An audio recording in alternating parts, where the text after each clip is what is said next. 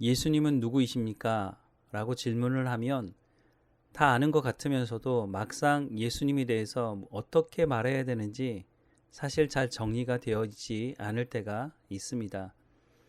예수님이 누구이십니까? 라고 하는 이 말씀을 준비한 이유는 우리가 예수님이 누구이신지를 제대로 알아야 예수님이 누구이신지를 제대로 전할 수 있기 때문입니다.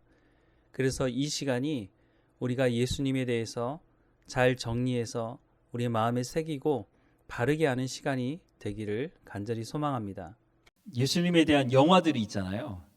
근데 예수님이 거기 등장하는 예수님들 보면 너무 뭐 키도 훤칠하고 정말 그렇게 생겼을까 하는 좀 의문이 생기는, 왜냐하면 성경에서 예수님에 대해서 이사야서 말씀이나 이런 것들을 인용해서 이제 설명을 할 때 뭐라고 설명하죠?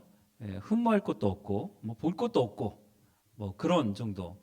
근데 또 어떤 편으로 보면 예수님이 나중에 십자가를 지고 가시잖아요. 근데 그 십자가 무게가 그게 만만치가 않거든요. 그 정도를 메고 갈 정도의 체격 조건이 있지 않았을까. 근데 뭐 예수님이 저녁에 잡히셔서 뭐 이 저녁 내내 고문을 당하시는 거죠. 신문 당하시고 폭행 당하시고 또 빌라도의 손에 넘겨진 다음에는 이를 말할 수 없는 고통을 당하시잖아요. 여러분도 들어보셨겠지만 당시에 그 로마에서 사용하는 채찍이 있어요. 채찍. 그 채찍 끝에 뭐가 달려 있냐면 소위 말하는 그 갈고리들이 달려 있거든요. 채찍을 딱 감아서 이거 당기면 어떻게 되겠어요? 찰점이 다 날아가죠. 이 패션 오브 크라이스트라는 그 영화가 있었잖아요. 거기에 가깝게 그거를 아마 묘사를 한 것 같아요. 그 영화를 보면 정말 더 이상 말할 게 없는데 어쨌든 거기에 나오는 예수님도 상당히 어떻게 보면 훤칠하시고 정말 멋있는 분 같아요. 예수님 우리가 그 하나님의 나라에 가서 보면 예수님 어떻게 생겼을까? 키는 몇일까? 눈은 어떤 색깔일까? 가사 보면 우리가 알겠지만 어쨌든 성경에서 말씀해주는 예수님에 대해서 우리가 좀 오늘 보려고 합니다. 내가 생각하는 예수님하고 성경에서 말씀하는 예수님하고 같아야 되는데 이게 다르면 곤란하잖아요. 성경을 통해서 말씀하시는 예수님이 누구일까? 그러니까 예수님이 오시기 전부터 예수님이 이런 분이다라고 소개해 주는 말씀들이 있어요. 첫 번째는 뭐냐면 가장 중요한 것이기도 하지만 예수님은 구원자시라는 거예요.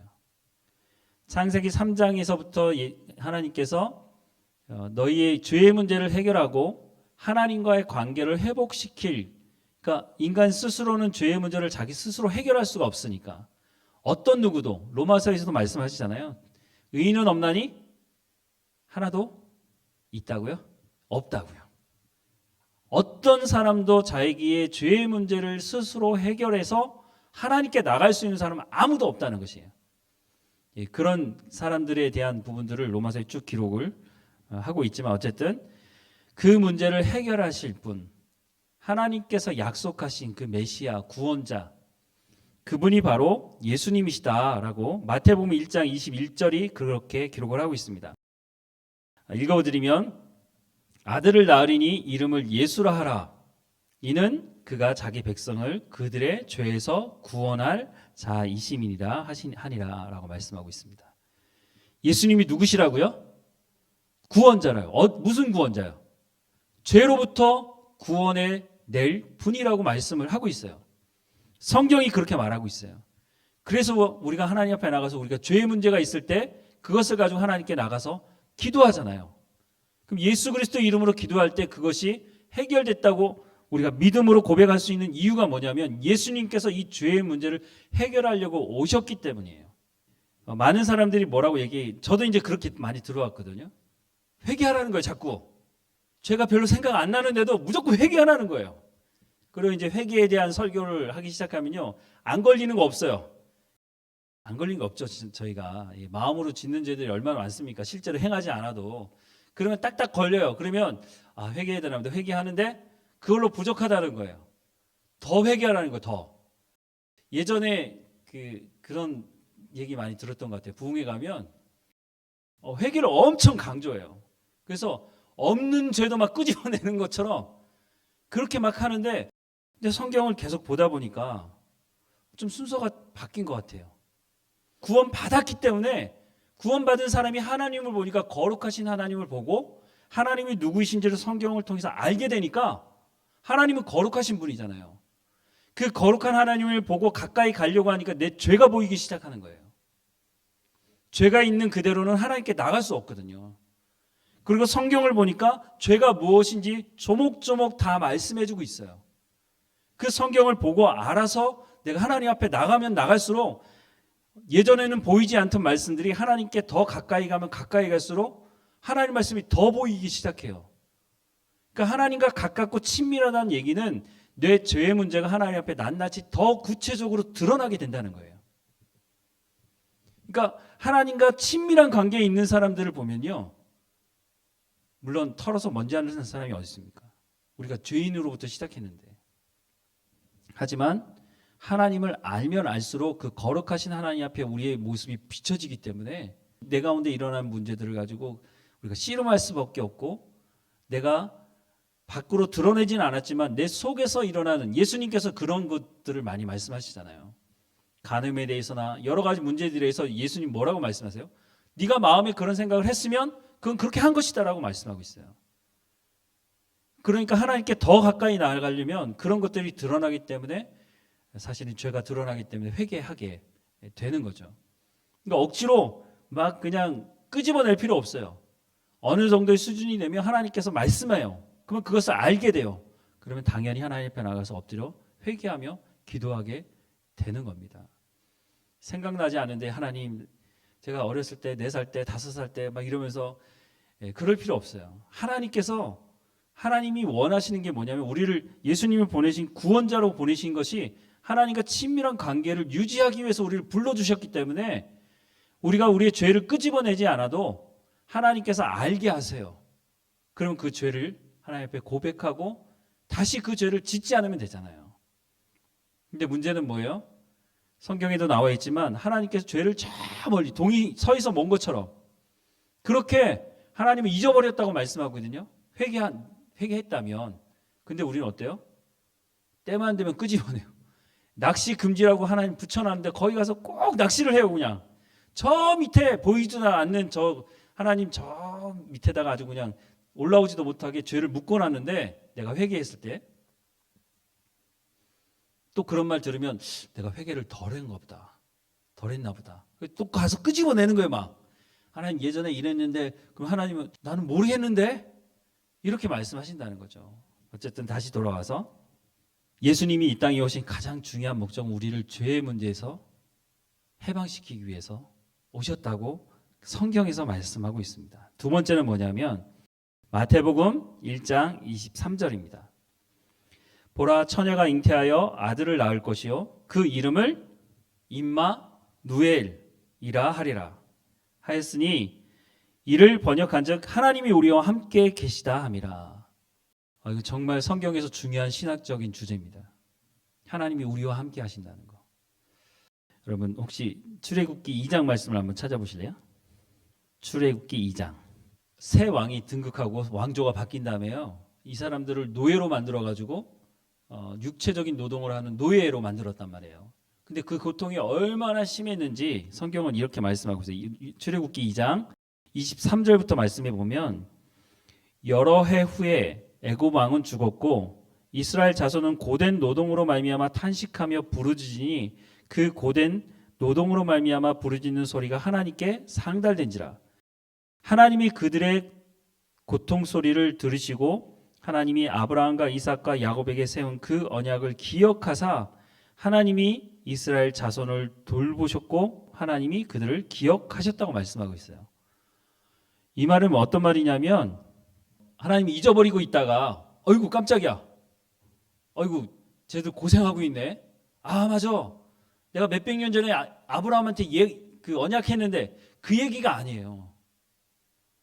하나님이 늘 그걸 알고 있고 지금 이스라엘 백성들이 고통당하는 현장에 하나님 함께하고 계신다는 말이에요.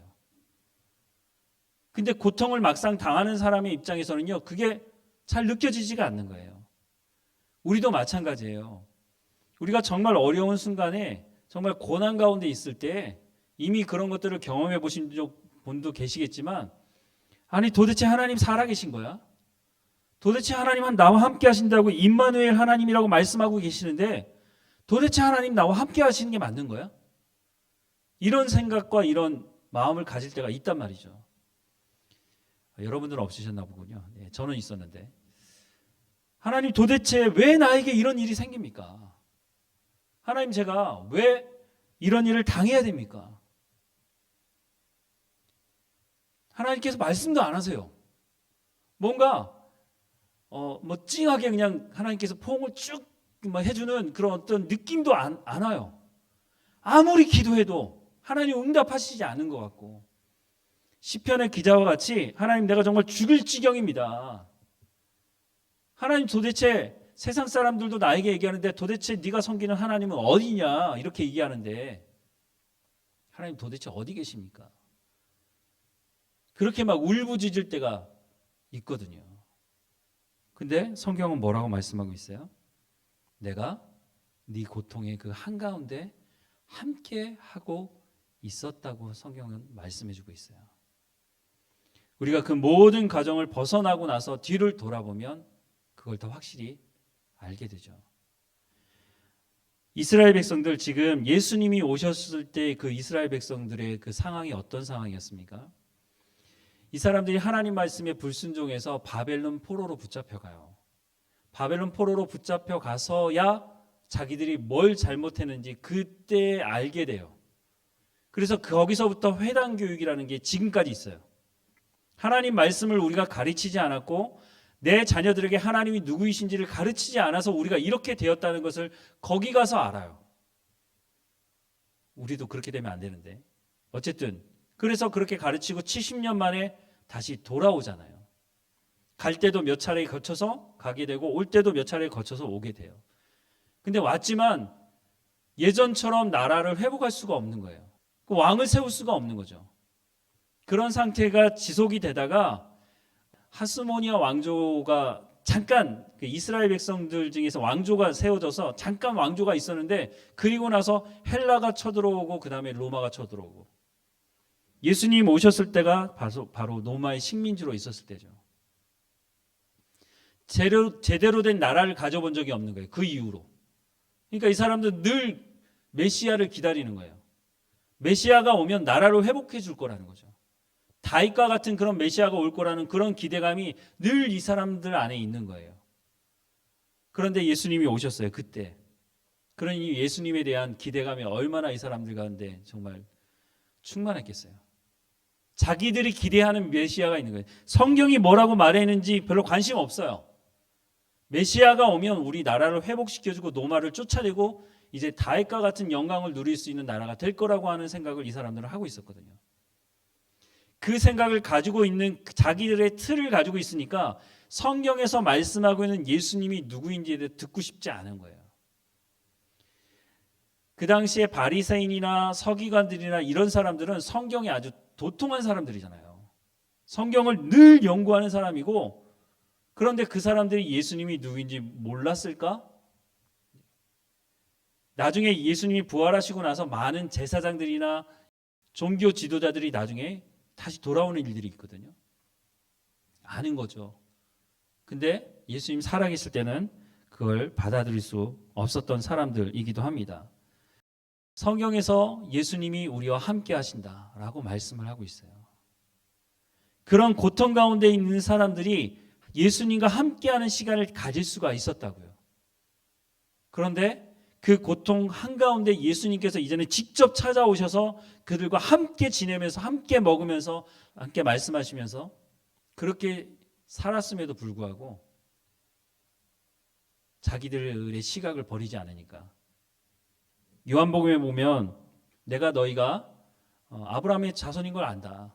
근데 내 말이 너희 속에 있지 않으니까 너희가 나를 죽이려 하는도다 라고 예수님께서 말씀하세요. 하나님이신 그분이 함께 임마누엘 되어서 우리와 함께 계신다고 약속하신 그대로 와서 같이 계시는데 자기들의 기준을 포기하지 않으니까 예수님의 말씀이 들려지지 않는 거예요.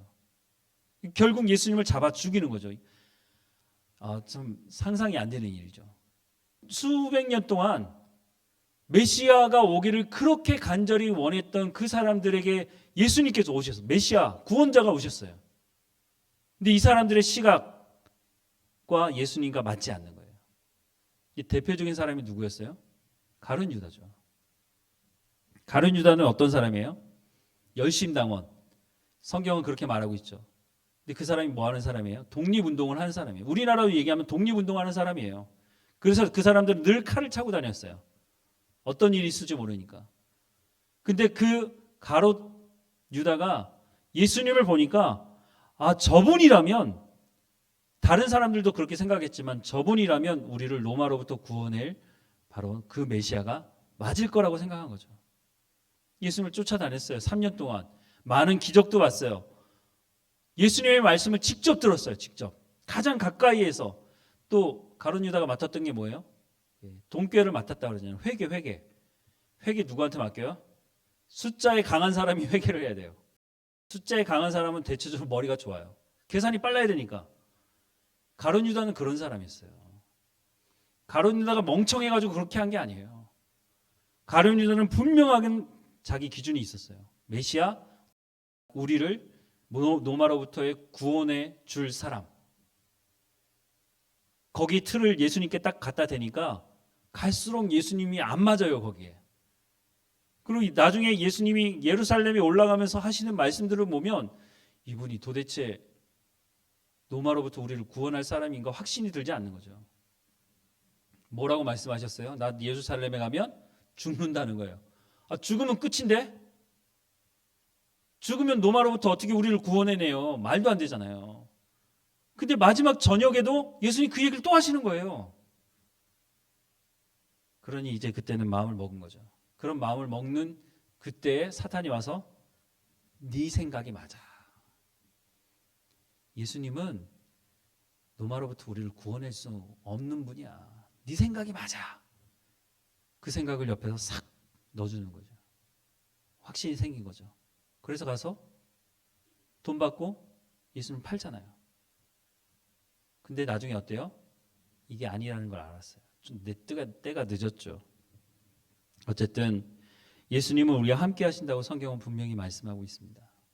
내가 고난 중에 있어도, 내가 기쁨 가운데 있어도, 내가 걸어갈 때도, 내가 잠을 잘 때도, 어느 곳에 있든지 예수님께서 우리와 함께하는 임마누엘이라고 말씀하고 있다는 것입니다.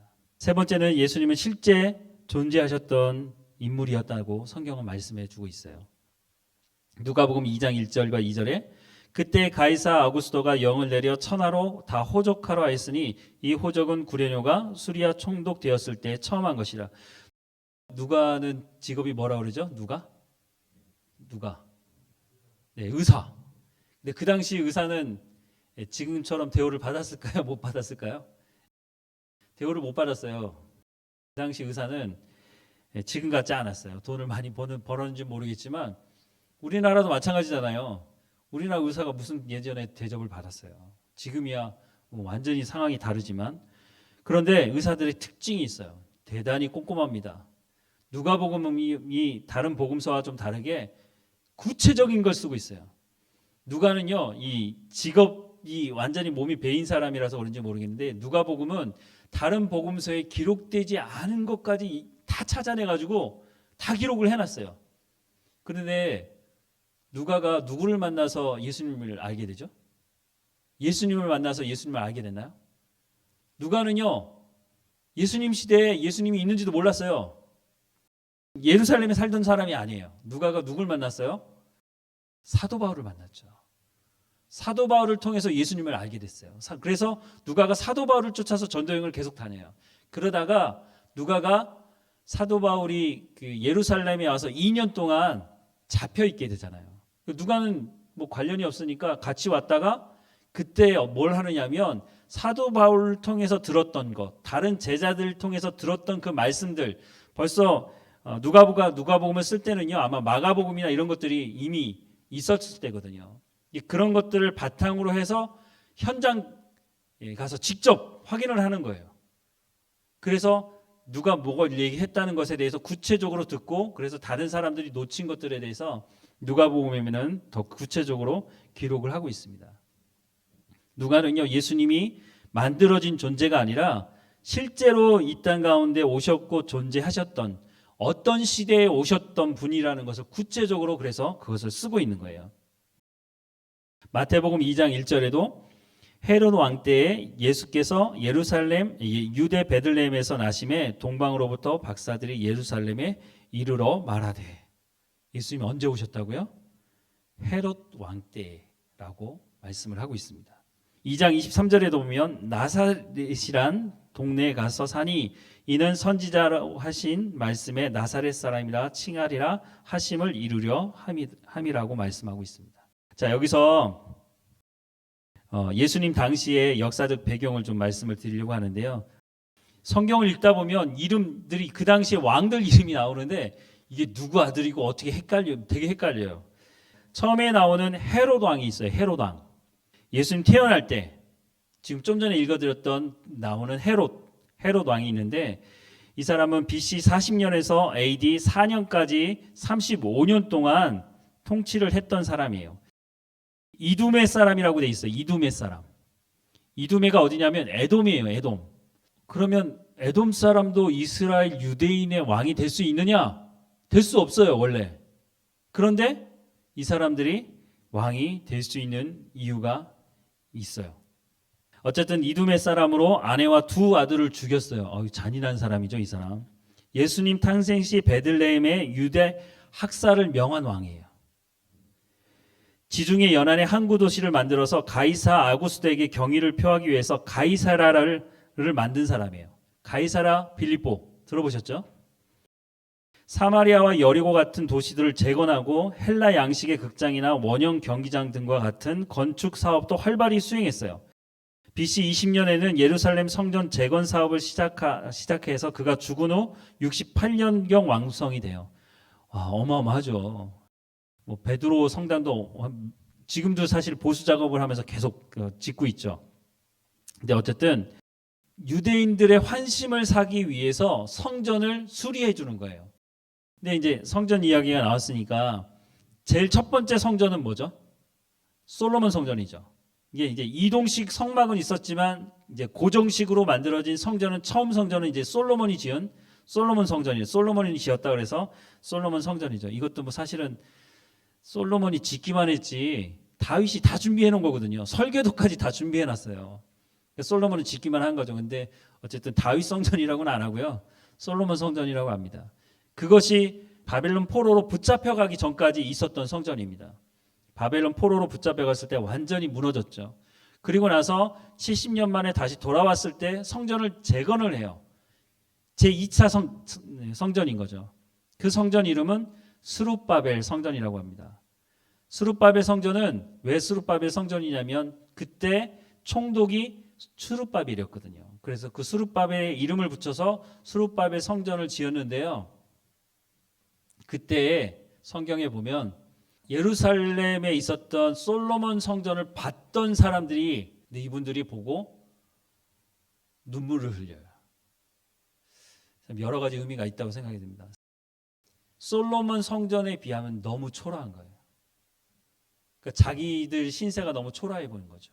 그래서 기쁨과 슬픔의 눈물이 이렇게 흘려지는데요. 그 성전이 계속 유지가 돼요.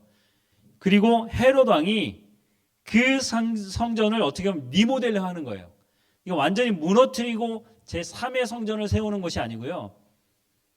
기존에 있는 성전이 관리가 안 되고 너무 안 좋으니까 유대인들의 환심을 사기 위해서 헤롯 왕이 되면서 또 유대인도 아니니까 환심을 사기 위해서 그것을 리모델링 하는데 리모델링 하는 게 몇 년 걸렸어요? 리모델링 하는 것만은 수십 년 걸린 거예요. 하여튼 그런 사람입니다. 좀 전에 말씀드렸지만 유대인의 왕이 되기 위해서는 순수 혈통이 아니면 왕이 될 수가 없어요. 그런데 어떻게 해서 이 에돔 사람이 왕이 되느냐? 역사 속에 보면요, 이 유대인들이 주변 나라 사람들만 나쁜 게 아니라 유대인들도 좀 나쁜 짓을 한 것 같은데 에돔 사람들을 강제로 개종시켰어요. 그러니까 강제로 할례를 시킨 거예요. 그러니까 이 사람들이 할례를 받음으로 말미암아 왕이 될 수 있는, 그때 당시에는 그런 거 생각 안 했겠죠. 근데 시간이 지나면서 에돔 사람도 왕이 될 수 있는 그런 빌미를 제공하게 된 거죠. 개종을 했으니까 이제 혈통은 유대인이 아니지만 하나님을 이 사람은 믿지 않은 것 같은데 어쨌든 그 안으로 들어왔기 때문에 그래서 유대인의 왕이 될 수 있다는 거죠. 자, 그리고 헤롯 왕은 죽어요. 예수님이 올라갔다가 내려오면서 뭐 그런 과정에서 보면 헤롯 왕이 죽었다는 표현이 나오는데요. 그러면 그 다음에 헤롯 왕의 자녀들이 여기저기를 이제 통치하는데 헤롯 왕은 전체를 통치했는데 자녀들 시대에는 분봉왕이라 그래가지고 나라를 갈라가지고 왕이 돼요. 이제 등장하는 왕이 누구냐면 세례 요한을 처형한 왕이에요. 헤롯 안디바라고 안티파스라고 나오는 사람이에요. 이 사람은 헤롯 대왕의 둘째 아들로서 갈릴리와 베레아의 분방이 북쪽 지역이죠. 예, 통치했던 왕이고요. AD 4년부터 39년까지 통치를 했고 예수님께서 한 번은 누가 뭐라고 물어봤을 때 여우라는 표현을 쓸 때가 있어요. 여우. 그 사람이 바로 헤롯 안디바스라는 사람입니다. 빌라도에 의해 호송된 예수님을 재판했던 사람이고요. 로마 황제 티베리우스의 이름을 딴 디베랴라는 도시를 건설하고 갈릴리 바다를 디베랴 바다라고도 그래서 했다고 합니다. 또 한 사람은 헤롯 아그리파 1세인데요. 이 사람 누구냐면 사도행전에 나와요. 사도행전에 야고보를 죽인 사람이에요. 예수님의 형제 야고보가 아니고 예수님의 제자 야고보입니다. 헤롯 대왕의 손자입니다. 이 사람은 아리스토블루스의 아들이고요. 글라우디오 황제, 로마 황제가 등극하는 데 도움을 준 사람으로 그 대가로 유대와 사마리아를 통치했습니다. 유대인의 환심을 사기 위해서 야고보를 죽이고 베드로를 감옥에 가두고 하나님께 영광을 돌리지 않아서 사도행전에 나오죠. 그래서 죽은 사람입니다. 또 헤롯 아그리파 2세라는 사람이 나오는데요. 이 사람은 사도 바울을 재판했던 왕입니다. 아그리파 1세의 아들이고요. 갈릴리의 분봉왕이 되고요. 누이 버니게와 근친 상간을 범하여 유대인에게 지지를 받지 못했던 사람입니다. 또 한 사람이 등장하는데요. 아켈라오라는 사람입니다. 요셉과 마리아가 예루살렘에 오지 못하고 나사렛으로 가게 된 것을 제공한 사람이었고요. 헤롯 대왕과 사마리아 여인 마르다게 사이에서 낳은 아들이고요. 유대 이두메 및 사마리아를 얻었는데 악한 정치 폭군으로 유대인들에게 좋지 않은 평가를 받아서 로마 황제인 아우구스도 황제에게 고소를 당하기도 합니다. 그래서 AD 6년에 폐위되고 추방되었다고 기록이 남아 있습니다. 어떤 이런 사람들이 바로 예수님이 태어나던 그 시대 또 예수님이 사셨던 그 시대에 관련이 있었던 헤롯 집안의 사람들입니다. 오늘 여기까지 해야겠네요. 기도하겠습니다. 하나님, 우리를 사랑하셔서 예수님을 이 땅에 보내주신 것 감사합니다. 예수님께서 구원자로 이 땅 가운데 오셔서 십자가에 못 박혀 죽으시고 그 피로 우리의 죄를 용서하시며 하나님의 자녀 삼으셔서 부활의 첫 열매가 되심으로 하나님의 백성으로 살아갈 수 있도록 또한 영원한 하나님의 나라로 인도하실 것에 대한 소망을 갖게 하신 하나님을 찬양하고 감사합니다. 우리가 성경을 통해서 예수 그리스도가 누구이신지를 바르게 알게 하시고 그 예수 그리스도와 동행하며 또한 복음을 증거할 때 십자가와 부활에 대해서 바르게 증거할 수 있는 우리의 삶이 될 수 있도록 은혜를 허락해 주옵소서.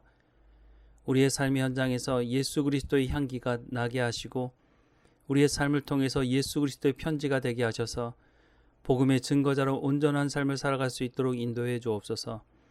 날마다 우리 가운데 복되게 하시는 하나님, 하나님의 이름을 찬양하고 영광을 돌리는 삶이 되게 하옵소서. 날마다 우리와 함께 하시는 하나님께 감사하고 성령의 충만함으로 하나님 말씀을 깨닫는 삶을 살아가게 하옵소서. 날마다 우리와 함께 하시는 하나님께 감사드리고 예수님의 이름으로 기도합니다. 아멘.